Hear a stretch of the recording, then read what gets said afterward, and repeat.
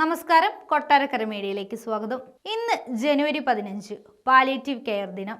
Palliative പരിചരണത്തിന്റെ ഭാഗമായി ഞാനുമുണ്ട് പരിചരണത്തിന് എന്ന പേരിൽ ആരോഗ്യവകുപ്പ് പ്രത്യേക ക്യാമ്പയിൻ സംഘടിപ്പിച്ചു. സമൂഹത്തിലെ എല്ലാവരും അവരുടെ ചുറ്റുമുള്ള കിടപ്പ് രോഗികൾക്ക് വേണ്ടി അവരാൽ കഴിയുന്ന വിധം സ്വാന്തന പരിചരണങ്ങളിൽ ഏർപ്പെടാൻ പ്രോത്സാഹിപ്പിക്കുകയാണ് ഈ ക്യാമ്പയിനിലൂടെ ലക്ഷ്യമിടുന്നത്.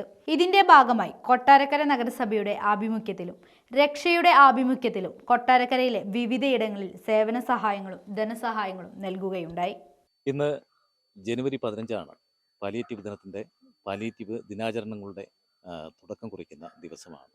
കൊട്ടാരക്കര നഗരസഭയുടെ ആഭിമുഖ്യത്തിൽ ഇന്ന് വിവിധയിടങ്ങളിൽ കിടപ്പ് രോഗികൾക്ക് വേണ്ടിയിട്ടുള്ള സേവന പ്രവർത്തനങ്ങൾ, അവർക്ക് വേണ്ടിയിട്ടുള്ള സഹായങ്ങൾ ഉൾപ്പെടെയുള്ള കാര്യങ്ങൾ ഇവിടെ നടക്കുകയാണ്. ബഹുമാനപ്പെട്ട കൊട്ടാരക്കര നഗരസഭാ ചെയർമാൻ രമേശൻ സാറും കൂടെയുണ്ട്. അതേപോലെ പാലിയേറ്റീവിൻ്റെ പ്രവർത്തകരൊക്കെ നമ്മുടെ ഈ വാർഡ് കൗൺസിലർമാർ ഇവരൊക്കെ നമ്മുടെ കൂടെയുണ്ട്. അപ്പോൾ ഇന്നത്തെ ദിവസത്തിൻ്റെ പ്രത്യേകത എന്ന് പറഞ്ഞാൽ നമ്മുടെ ഈ പ്രദേശങ്ങളിൽ ഇപ്പോൾ നമ്മൾ വന്നിരിക്കുന്നത് നീലേശ്വരം ഭാഗത്താണ്. നീലേശ്വരം ഭാഗത്തുള്ള രോഗികൾക്ക് വേണ്ടിയിട്ടുള്ള സഹായങ്ങളും അവർക്ക് വേണ്ടിയിട്ടുള്ള കുറേ നല്ല ഫുഡ് കിറ്റും ഒക്കെ കൊടുക്കുന്ന ഒരു പ്രവർത്തനമാണ് ഇന്നിപ്പോൾ ഇവിടെ നടക്കുന്നത്. ബഹുമാനപ്പെട്ട രമേശ് സാറ്, നഗരസഭാ ചെയർമാനും പിന്നെ പാലിയേറ്റീവിൻ്റെ പ്രവർത്തകർ ഇവരെല്ലാം കൂടി വന്നിരിക്കുന്ന ഈ ഒരു ഉദ്യമത്തിൽ Raksha a source of care charitable ട്രസ്റ്റാണ് കൊട്ടാരക്കരയിൽ ഒരുപാട് ജീവകാരുണ്യ പ്രവർത്തനങ്ങൾക്ക് നേതൃത്വം നൽകുന്ന, ഒരുപാട് പേർക്ക് സഹായം എത്തിക്കുന്ന ഒരു സ്ഥാപനമാണ്. അപ്പോൾ രക്ഷയുടെ ആഭിമുഖ്യത്തിലും സഹായങ്ങൾ ഒരുക്കുകയാണ് ചെയ്യുന്നത്. ബഹുമാനപ്പെട്ട നമ്മുടെ രമേശ സാറുമായിട്ട് അദ്ദേഹം ഇതിൻ്റെ ബാക്കിയുള്ള കാര്യങ്ങൾ സംസാരിക്കും. നമ്മുടെ നാട് സാന്ത്വന പരിചരണരംഗത്ത് ഏറ്റവും മാതൃകാപരമായി പ്രവർത്തിക്കുന്ന നാടാണ്. ഏറ്റവും അവശരായവരും അതുപോലെ അസുഖം ബാധിച്ച് കിടപ്പിലായവരുമായിട്ടുള്ള ആളുകളെ, പ്രത്യേകിച്ച് രോഗികളെ, ചികിത്സ ആവശ്യമുള്ളവരെ കണ്ടെത്തി പരിചരിക്കുന്ന പ്രവർത്തനമാണ് പാലിയേറ്റീവ് പ്രവർത്തനം. എല്ലാ നിലയിലും അവർക്ക് ആവശ്യമായ പ്രാഥമികമായ ആശ്വാസം നൽകുക എന്നുള്ളതാണ് ഈ പ്രവർത്തനം ഉദ്ദേശിക്കുന്നത്. അപ്പോൾ ഏറ്റവും മികച്ച രീതിയിലാണ് കൊട്ടാരക്കര നഗരസഭയിൽ നമ്മുടെ ഷൈനി സിസ്റ്റർ നേതൃത്വം നടന്നുകൊണ്ടിരിക്കുന്നത്. ഏറ്റവും ഉദാത്തമായ മാതൃകയുമാണ്. അപ്പോൾ ഈ ദിനാചരണത്തിൻ്റെ തുടക്കം കുറിച്ചുകൊണ്ട് 20-ാം വാർഡിൽ ഒരു പാലിയേറ്റീവ് പേഷ്യൻറ്റിന് ആവശ്യമായ ആശ്വാസം എത്തിക്കുകയാണ്. കിറ്റടക്കമുള്ള ആശ്വാസം എത്തിക്കുകയാണ്. നാളെയും ഇതുപോലെ പരിപാടി പടിഞ്ഞാറ്റങ്കര സ്കൂളിൽ വെച്ച് പ്രതിജ്ഞയും ഒരു പാലിയേറ്റീവ് പേഷ്യൻറ്റിനെ സന്ദർശിക്കുകയും അവർക്ക് ആശ്വാസം എത്തിക്കുകയും ചെയ്യുന്നുണ്ട്. 19-ാം തീയതി ആണ് വിപുലമായ പരിപാടി. 19-ാം തീയതി കൊട്ടാരക്കരയിലെ ഏറ്റവും പ്രധാനപ്പെട്ട ഒരു കേന്ദ്രമായ മീൻപിടിപ്പാറയെ വെച്ച് പാലിയേറ്റീവ് ആളുകളുടെ കുടുംബ സംഗമമാണ്. ആ കുടുംബ സംഗമത്തിൽ എല്ലാ വിഭാഗം ആളുകളും പാലിയേറ്റീവ് വിഭാഗത്തിൽപ്പെട്ട ആളുകൾ പങ്കെടുക്കും. എല്ലാവർക്കും അവിടെ വെച്ച് ഭക്ഷ്യധാന്യ കിറ്റ് കൊടുക്കും. അതുപോലെ നല്ല നിലയിൽ എല്ലാ പരിപാടികളും, ഭക്ഷണം അടക്കമുള്ള എല്ലാ പരിപാടിയും നടത്തിക്കൊണ്ട് അന്ന് പാലിയേറ്റീവിൻ്റെ കുടുംബസംഗമം നടത്തിക്കൊണ്ട് 21-ാം തീയതി വിപുലമായ വിവിധ പരിപാടികളോടുകൂടി പാലിയേറ്റീവ് ദിനം കൊട്ടാരക്കര നഗരസഭ ആചരിക്കുകയാണ്.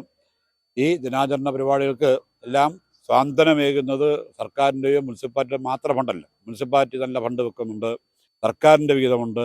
കൂടാതെ തന്നെ ഈ നാട്ടിലെ സന്മനസ്സായിട്ടുള്ള ഒരുപാട് ആളുകൾ, കാശുള്ളവരും കാശില്ലാത്തവരുമായ ഒരുപാട് ആളുകൾ പാവപ്പെട്ട ആളുകളെ സഹായിക്കുന്നതിനാവശ്യമായി മുന്നോട്ട് വരുന്നുണ്ട്. നമ്മുടെ നാടിൻ്റെ പ്രത്യേകിച്ച് മലയാള നാടിൻ്റെ പ്രത്യേകതയാണ്. പ്രളയകാലത്തും കോവിഡ് കാലത്തൊക്കെ നാം കണ്ടതാണ്. എല്ലാ നിലയിലും ആളുകൾക്ക് സഹായം എത്തിക്കുക, അവരെ കൊണ്ട് സഹായം എത്തിക്കാൻ വേണ്ടി കഴിയുന്ന പ്രവർത്തനമുണ്ട്. ഇപ്പോൾ അടുത്ത സമയത്ത് തന്നെ നമ്മുടെ നഗരസഭയുടെ standing committee chairman Shri Faisal Basheer ഈ മാലിന്യം കത്തിക്കുന്നത് വിവരം നൽകി കിട്ടിയ പാരിതോഷികം 2500 ഉപയോഗിച്ചുകൊണ്ട് പാലിയേറ്റീവ് പേഷ്യൻസ് ആവശ്യമായ സാധനങ്ങൾ, ചികിത്സാ സാധനങ്ങൾ വാങ്ങിച്ചു കൊടുക്കുന്ന ഒരു സാഹചര്യം ഉണ്ടായിട്ടുണ്ട്. ഇതിനെയും ഏറ്റവും ആശ്വാസകരമായി ഈ കൊട്ടാരക്കര നഗരസഭയിലെ സന്മനസ്സുകളായ ആളുകൾ ഈ പ്രവർത്തനങ്ങളിൽ സഹായിക്കുന്നുണ്ട്.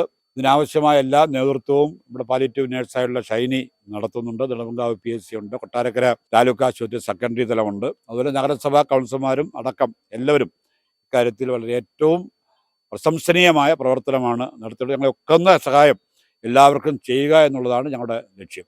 ദിനാചരണത്തിന്റെ ഭാഗമായിട്ടാണ് നമ്മൾ ഈ വാർഡ് തല മീറ്റിംഗ് എല്ലാം സംഘടിപ്പിച്ചിട്ടുണ്ട്. നമ്മുടെ ഷൈനി സിസ്റ്റർ, ആശാപ്രവർത്തക ശ്രീലത എല്ലാം ഈ വാർഡ് തലത്തിൽ വന്ന് അനേകം പേർക്ക് ആശ്വാസം അള്ളുന്നുണ്ട്. അവരെല്ലാ ഭവനങ്ങളിലും ഇങ്ങനെയുള്ള പാലിയേറ്റീവ് രോഗികളെ സന്ദർശിക്കുകയും വേണ്ടുന്ന സഹായം അപ്പോൾ തന്നെ അവർ ആ സ്ഥലത്ത് എത്തുകയും അവർക്ക് വേണ്ടുന്ന സഹായം എല്ലാം നൽകി കൊടുക്കുകയും ചെയ്യുന്നു എന്ന് പറയുന്നതിന് എനിക്ക് അതിയായ സന്തോഷമുണ്ട്. അവരെ അങ്ങേയറ്റം ഞാൻ അഭിനന്ദിക്കുന്നു. ഇതിൻ്റെ പിന്നിൽ ഒരുപാട് ത്യാഗങ്ങളാണ് അനുഭവിക്കുന്നത് എന്ന് എനിക്ക് മനസ്സിലാക്കാൻ സാധിച്ചിട്ടുണ്ട്. അവരെ ഇന്ന് ഈ വാർഡ് തലത്തിൽ അവർക്ക് കിറ്റുകളൊക്കെ ഈ ഒരു കുടുംബത്തിന് കൊടുക്കുവാനാണ് അവരിവിടെ എത്തിയിരിക്കുന്നത്. രക്ഷാ ചാരിറ്റി ഇവിടെ എത്തുന്നതാണ്. അവർക്ക് പ്രോത്സാഹനവും കൈത്താങ്ങലും എല്ലാം നൽകിക്കൊണ്ടിരിക്കുന്നു. അവർക്കും ഞാൻ അങ്ങേയറ്റം അഭിനന്ദനം അറിയിക്കുന്നു. ജനുവരി 15 പാലിയേറ്റീവ് കെയർ ഡേ ആണ്.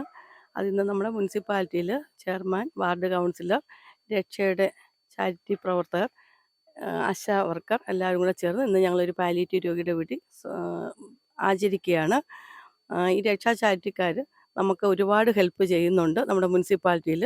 അതുപോലെ ഞങ്ങൾ 19-ാം തീയതി മീൻപിടിപ്പാറ വെച്ച് പാലിയേറ്റീവിൻ്റെ കുടുംബ സംഗമവും ആചരിക്കുന്നുണ്ട്.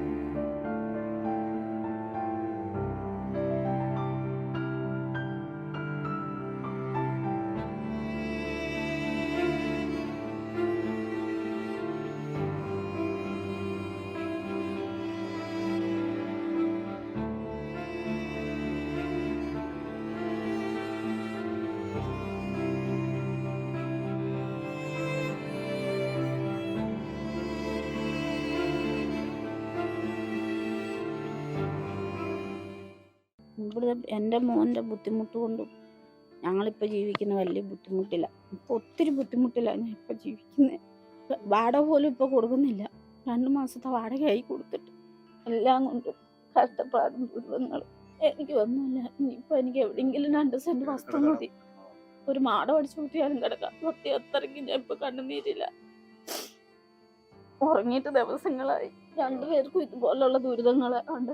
2 പേരെയും വലത്തെ കൈ അവനെന്തെങ്കിലുമൊക്കെ ഉണ്ടെങ്കിൽ എനിക്ക് കൊണ്ടുവന്ന് തരുമായിരുന്നു. അതും ഇപ്പം ഈ പരുവത്തിൽ അണ്ണൻ ഇനി ഈ കാലത്തൊന്നും ജോലി ചെയ്യാം. ഈ കാലത്തെല്ലാം കൈമുത്തും. അന്നോട്ട് ഒറ്റയ്ക്ക് ഒന്ന് അധ്വാനിക്കണം. ഇനി എത്ര നാൾ അധ്വാനിച്ചാലും ഈ കാര്യം തീർക്കും. ഞാൻ മോന്റെ കാര്യം അവനെ എടുക്കാൻ അണ്ണനെ അവന്റെ കാര്യങ്ങളെല്ലാം ചെയ്യുന്നേ. സത്യം മുടി വെട്ടാൻ പോലും എനിക്ക് പോക്കുന്നില്ല. സത്യമാ. അവൻ ഈ കോലത്തൊന്നും ഞങ്ങൾ ഇടിയല്ല. അതേ ദിവസങ്ങളിൽ അവന് വൃത്തിയാക്കി മുഖമെല്ലാം വൃത്തിയാക്കി അണ്ണൻ വെക്കും. ഇപ്പം അണ്ണൻ അതിനുള്ള കൈ കൊണ്ടുള്ള ആരോഗ്യമില്ല. ഇന്നും ഞാൻ പറഞ്ഞു അണ്ണൻ നേരെ കയ്യാവുന്ന അവന് വൃത്തിയേടായിട്ട് ഞങ്ങൾ ഇടിയാൽ. അവനെ എടുത്തോണ്ട് എനിക്ക് പാനുള്ള സ്വാതന്ത്ര്യമില്ല.